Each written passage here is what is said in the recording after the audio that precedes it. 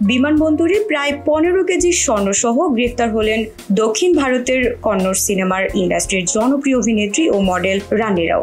ভারতীয় গণমাধ্যমের এক প্রতিবেদন থেকে জানা যায়, সোমবার রাতে দুবাই থেকে বেঙ্গালুরু আসেন এই অভিনেত্রী। আগে থেকে পাওয়া খবরের ভিত্তিতে ভারতের রাজস্ব গোয়েন্দা অধিদপ্তর DRI গত সোমবার 3রা মার্চ রাতে বেঙ্গালুরু আন্তর্জাতিক বিমানবন্দর থেকে তাকে গ্রেফতার করে।